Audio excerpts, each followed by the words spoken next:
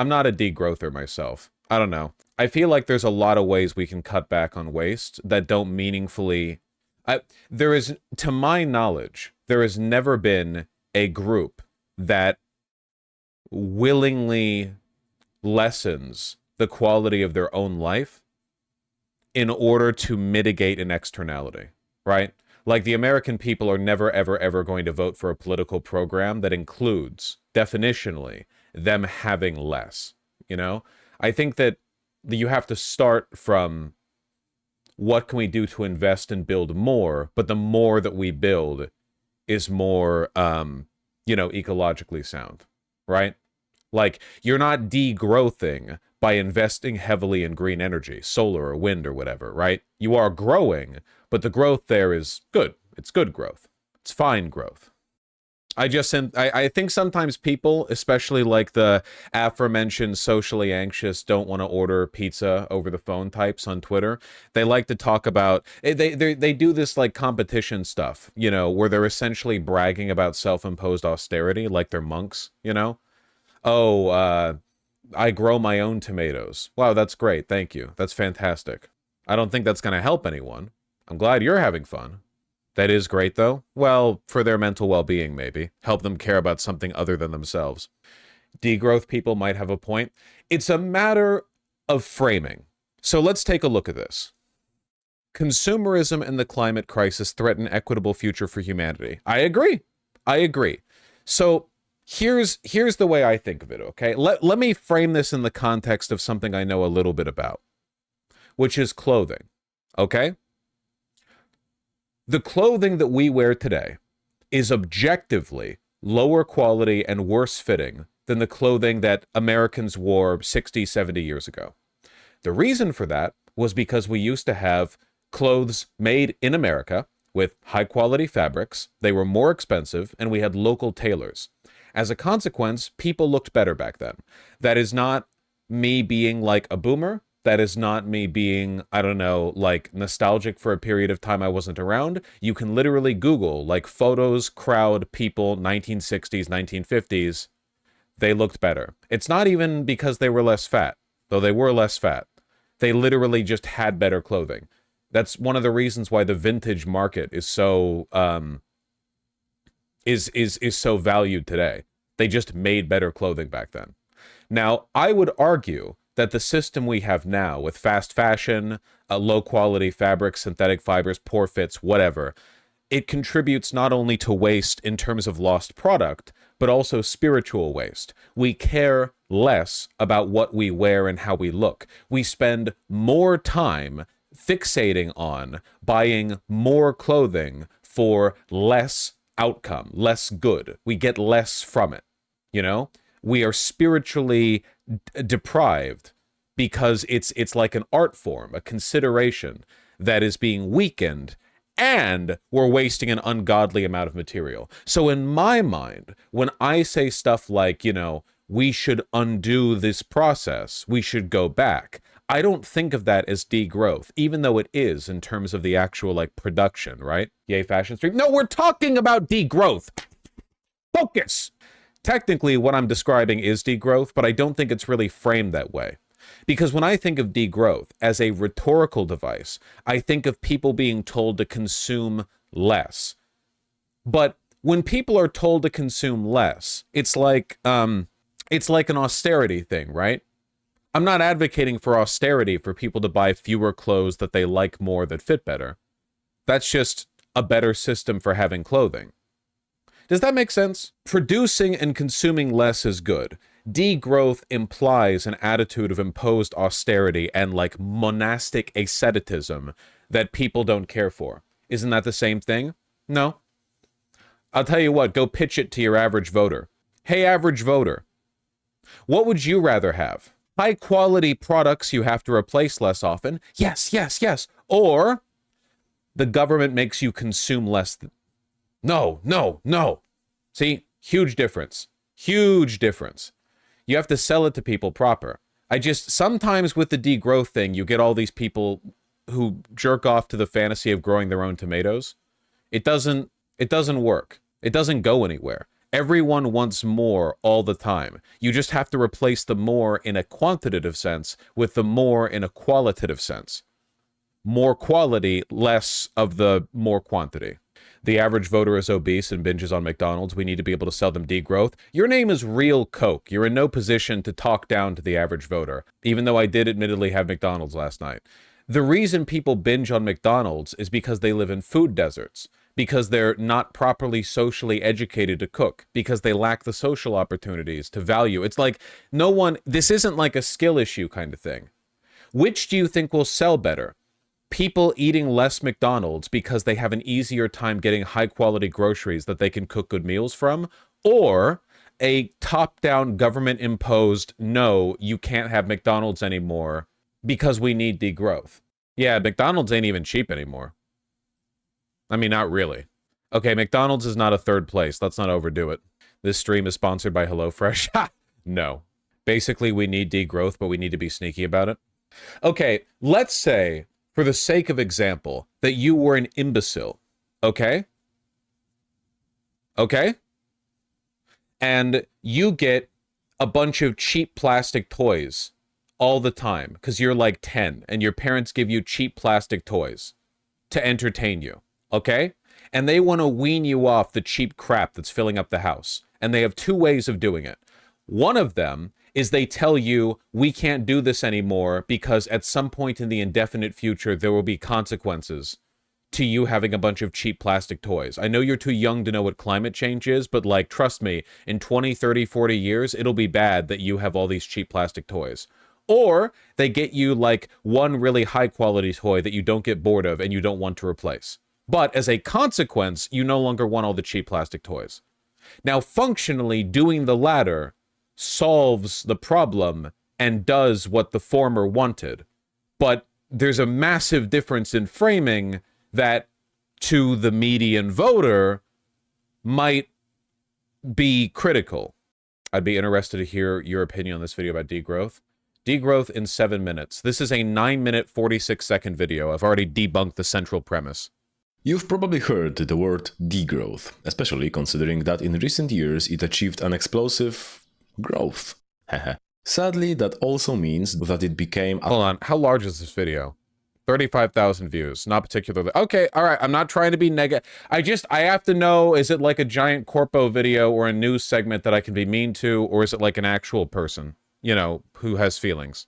Target of a disinformation campaign because some people don't read anything past the name. To quote one of its biggest proponents, Jason Hickel, it's a planned reduction of excess energy and resource use in rich nations to bring the economy back into balance with the living world while reducing inequality and improving people's access to the resources they need to live long, healthy, flourishing lives.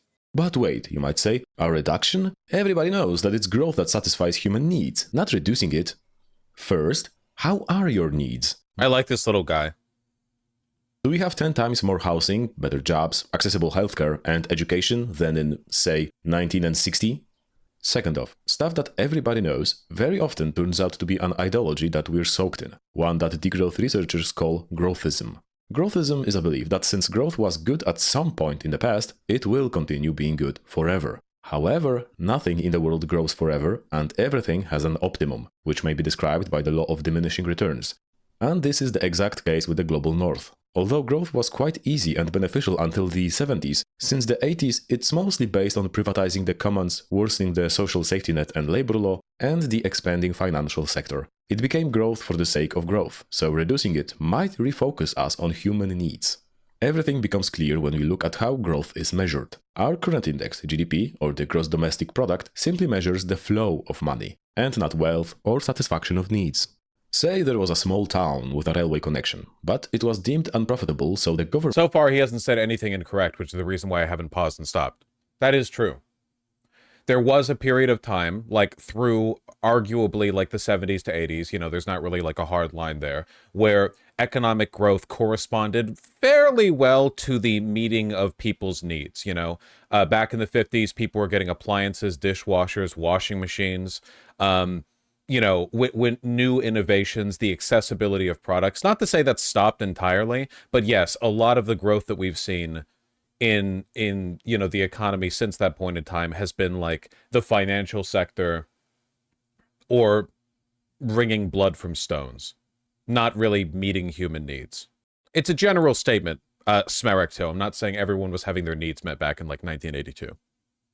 Government moved subsidies towards connection between large cities, which generated more ticket income, and the GDP grew. So the town residents had to buy cars and gas in order to commute, and the GDP grew. Now they spend more time in traffic jams, so to make it up for their families, on the weekend they go out to a shopping mall, a McDonald's, and a cinema. And the GDP grows again. So we have people with less time, money, and satisfaction who consume more needless stuff. But the economy is doing better. This is modern growth in a nutshell. So a degrowth solution would be restoring this railway connection, which would improve the quality of life for the locals, but also lower the GDP. By the way, the lowering is just a side effect. Degrowth itself doesn't care about the GDP. It would also solve the problem of emissions, traffic jams, and resource use, reducing the carbon footprint. So what happened in this example? We've stopped obsessing over increasing the flow of money and focused on satisfying human needs. In more This is generally correct. I mean, it's a bit simplified, but it's also literally degrowth in 7 minutes, fighting for climate by living better. So here are the issues that I have from a rhetorical perspective when it comes to like actually changing the world and changing people's minds. First of all, degrowth can never be framed as fighting for the climate. The average human, not just American, the average human does not give a shit about the climate. The average human would burn the planet down if it meant getting to spend 5 minutes less time on the freeway getting back from home. It's called an externality for a reason. People are not good at psychologically like encompassing that information, the accounting for it, you know? You never ever want to this is why the Green New Deal was destined to fail. Ecological reforms are only valued insofar as their outcomes are immediately observable. Cleaning up a river cleans up the river. You can observe that, you know? Leaded gasoline, like you're breathing that shit. Climate change? I mean, yeah, we're all affected by it, but it's pretty indirect, relatively speaking. Relatively speaking. Don't run to chat to prove you're smarter than me. Oh, you can see the hurricanes are happening. Yeah, go ask the median voter about that. Okay, so you don't want to frame it as a for climate kind of thing. You also don't want to limit what people can do. You want to promote a better option that is easier for them. So the example that you could use here is we're comparing like, being stuck on the freeway to having a train that you can take downtown, where being stuck on the freeway is better for the economy because you're buying gas, you're buying a car, you're doing car maintenance, so on and so forth. You don't want to fix this by saying, oh, cars are going to be more expensive now, so you're forced to take the train. Instead, you want to build a pogger's ass train and make people want to use it because it's pogged out the gourd, you know? Now, I'm not entirely opposed to the artificial inflation of prices in some sectors to incentivize market behavior, but generally speaking, you want to lead with the carrot and not the stick, you know? People don't want to ride a train because they're forced to. People want to ride a train when they want to. Does everyone get what I'm saying? On satisfying human needs. In more formal terms, instead of looking at the exchange value, we look at the use value. Not everything needs to make money. Public transport is there to move us around, hospitals are there to cure us, and schools to educate us. And when growth stops fulfilling these criteria, it becomes actively harmful. Just look at how these categories work in the US. Additionally, optimal growth, 3%. You have said gas should be 2 times the price. Yeah, but I don't think a bill pushing for that would get through Congress. There's a difference between what I would like in like a broad moral sense and what I think you could do to actually affect the world policy-wise. You know what I mean? Like, yes, if I had like the magical big red button that doubled gas prices, I would wait until the next Republican president and then hit it 5 times. But that button doesn't exist.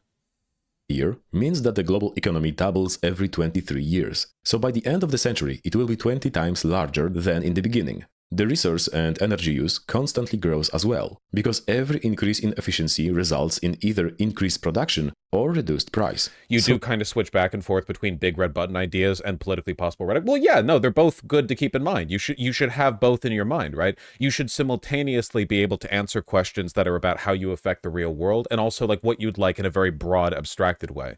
Yeah, I'm not saying it's bad. Yeah, no. I think it's important because if you get too much into policy wonkery, you lose the socialist soul that burns within you. The fire, the flame within your heart, you know, you can't let that go out. If you're just reduced to like, oh, well, I think the Democrats have the best shot at, we need a 0.12% decrease in subsidies towards natural gas manufacture. Like you have to keep the flame alive, because sometimes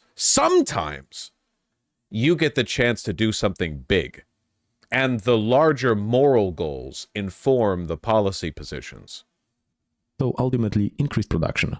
Does it mean that by the end of the century we'll have 20 times more stuff, or consume it 20 times faster? Or it will be 20 times better, but then we'd consume less of it, and that would... Given that we can't really establish a first world standard of living for everyone on Earth, I disagree! I think that when it comes to meeting basic needs, I think every human alive right now could live with the basic necessities of like a modern... I mean, like dishwasher, washing machine, like basic infrastructure, clean water. Like, I think that's completely possible. Now, can everyone be a live streamer like me? Yes. And if I'm elected, I will make it happen. But until that day, you know, I think that you can meet that level. Because I don't actually think the fundamental things that you know and love, the fundamental things that matter, I don't actually think those take up that much resources, that much energy. So you have an appliance in your home. Okay. So AC uses a lot of energy. So does home heating. Okay. I mean, they're burning wood stoves in some places to keep warm in the winter. That releases a lot of CO2. It's just not really logged because it's literally logs of wood in a wood stove. I mean, they're burning the energy anyway. In a way, actually, bringing everyone up to a modern standard of living could actually lead to a decrease in resource consumption because everyone benefits from the economy of scale. You can make things more efficient, right? Think of how many people out there are living off of subsistence farming, or like they're raising cattle for meat or whatever, or they're growing their own food. That shit's inefficient as hell. Oh, you're growing your own tomatoes in your backyard? Move over, fuckwit. Welcome to, like, Monsanto's GMO hyper tomato. Each one is the size of a watermelon. We can grow them faster than God intended. Open your gourd. We're going to give you the nutrients you need. The average height of a human in 2032, 6'5". Everyone's getting their nutrients, okay? There's a lot of inefficiency to keeping, you know, 2/3 of the world in desperate poverty. You can unironically see this in how France's CO2 output is. Yeah, I think I saw this chart literally like on Twitter today. Per capita CO2 emissions. When France kicked on the nuclear energy, their per capita CO2 emissions have plummeted since. They're half of what they were back in 1972, which is like pretty darn good. The CO2 emissions per capita are right now at the same level that they were in 1930. Like, damn. It also hasn't negatively affected their economy at all. No, I mean, take a look at Germany.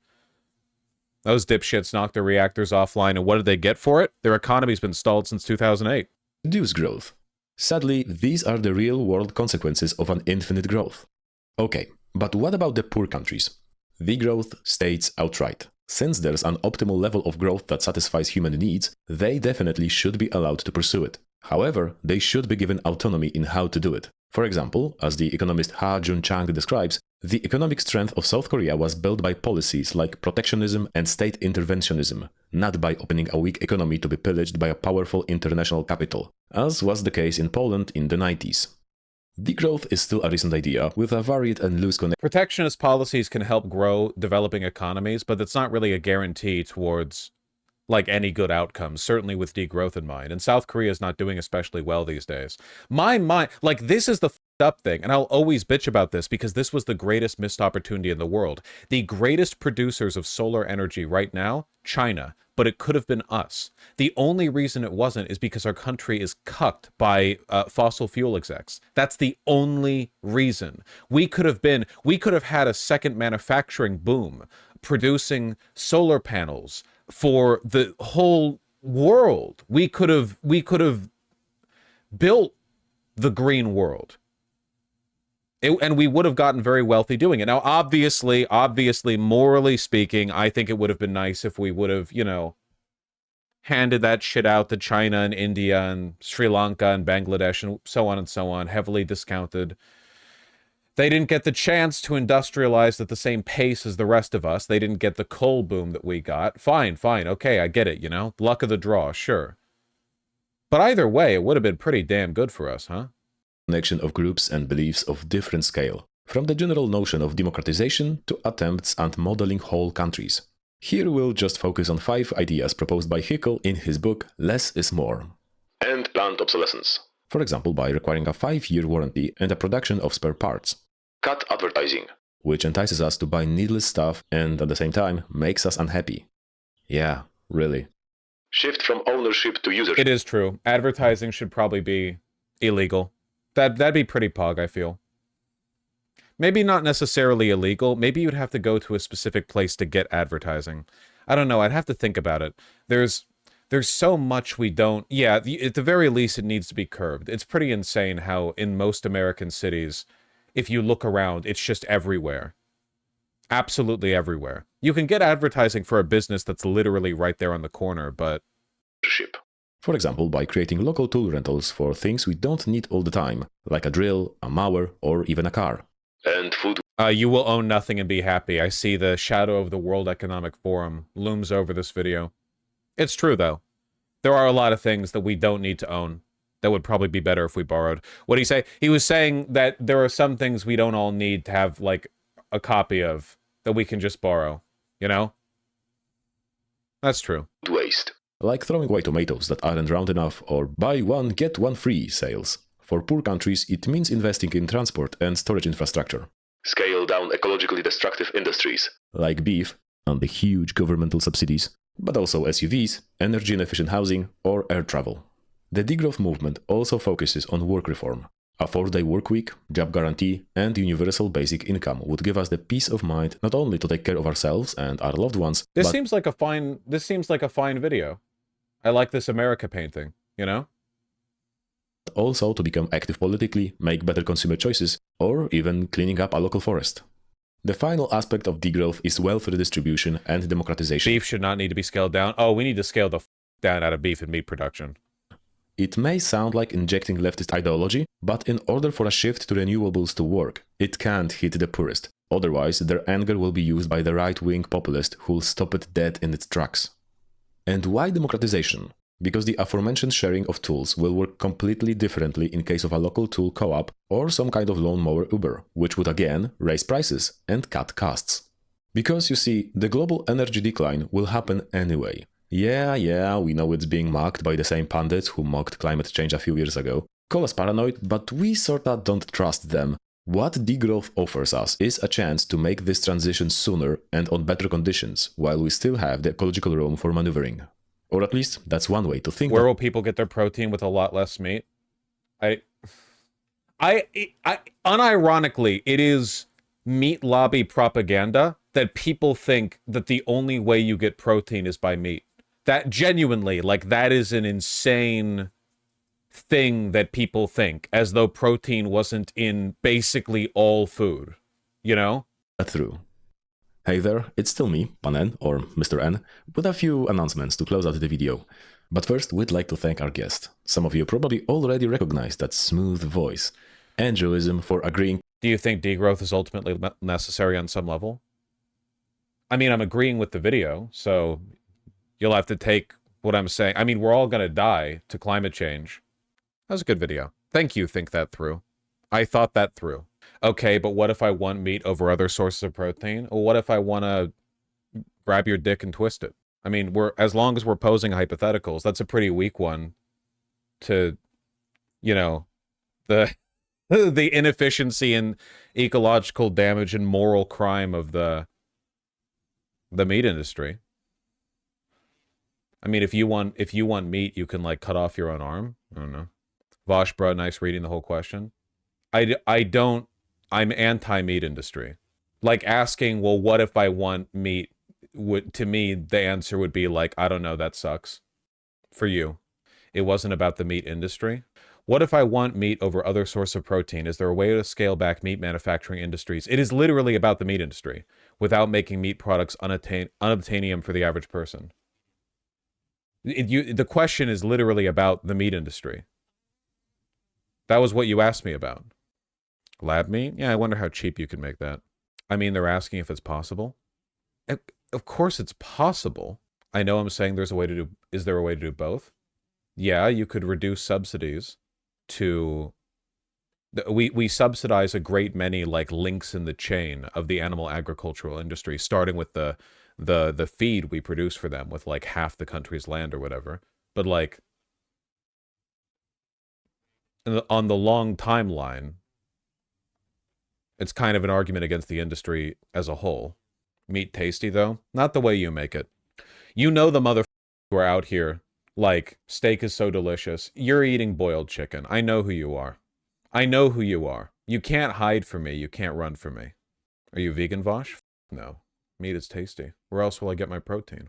Vosh, to sum it up, degrowth is about reducing capitalist profit growth, not quality of life. Not necessarily reducing capitalist profit growth. You're not doing degrowth as like necessarily a form of class warfare. You're doing it as a streamlining of the industrial process.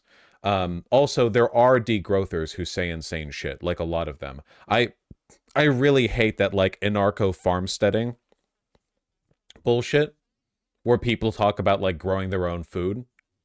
Come on. Well, it shouldn't have to, Nicola. Everyone gets 16 acres isn't a workable strategy. No, it's not. It's the latent Jeffersonian wet dream. Yeah, that's true.